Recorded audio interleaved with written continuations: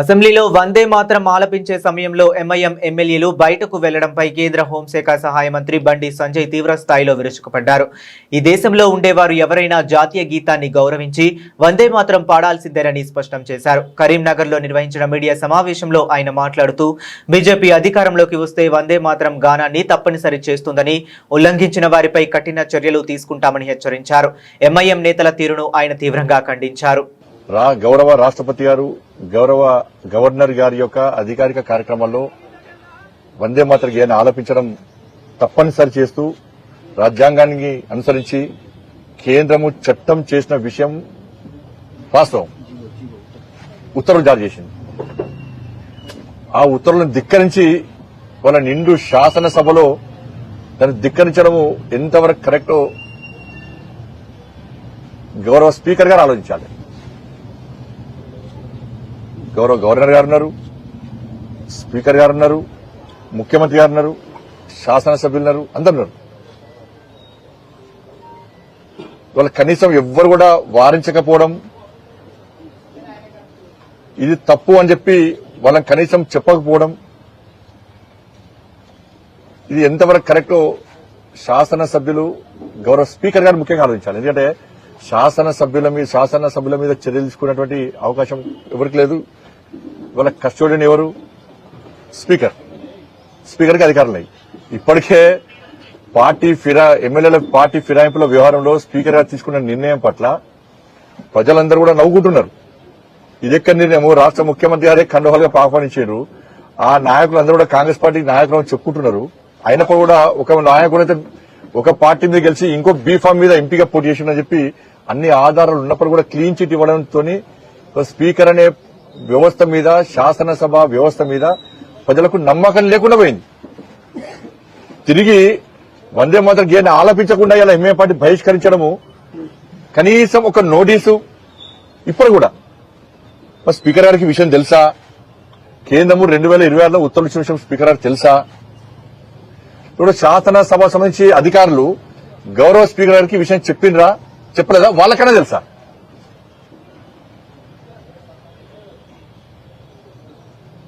రాష్ట్ర ముఖ్యమంత్రి గారు సమాధానం చెప్పాలి. ముఖ్యమంత్రి గారు ఆ నిండు సభలో ఉన్నారు. మరి ముఖ్యమంత్రి గారు ఎంఐఎం పార్టీ యొక్క వ్యవహార శైలిని సమర్థిస్తున్నారా, వ్యతిరేకిస్తున్నారా? వందే మాత్రాన్ని ఆలపించడమా, ఆలపించద్దా? మీరు కూడా కేంద్రం ఇచ్చినటువంటి ఉత్తర్వులను గౌరవిస్తారా, గౌరవించారా? ఇది భారతీయ జనతా పార్టీకి సంబంధించినటువంటి విషయం కాదు. ఇది ఈ దేశంలో ఉండాలంటే వందే మాతరాన్ని ఆలపించాల్సిందే.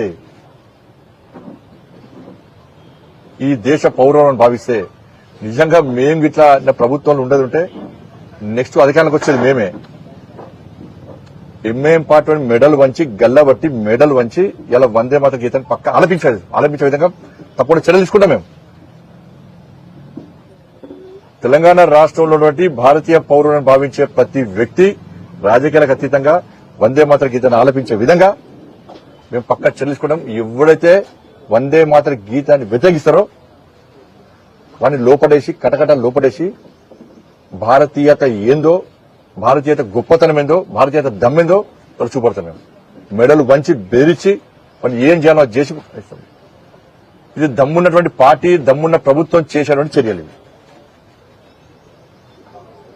కానీ ఓటు బ్యాంక్ రాజకీయాలకు కకుర్తిపడి ఎంఏ పార్టీకి అడుగులు మడుగులు వచ్చి వాళ్ళ మోచేతి నీళ్లు దాక్కుంటూ కేంద్రం ఇచ్చిన ఉత్తర్వులను ధిక్కరించినా కూడా రాష్ట్ర ముఖ్యమంత్రి గారు, గౌరవ స్పీకర్ గారు స్పందించకపోవడం ఇంతకంటే సిగ్గుచెడి కూడా కాదు.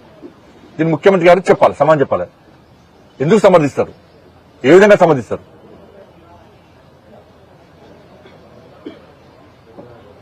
స్పీకర్ గారు మీ వివరశైలి ఏంది?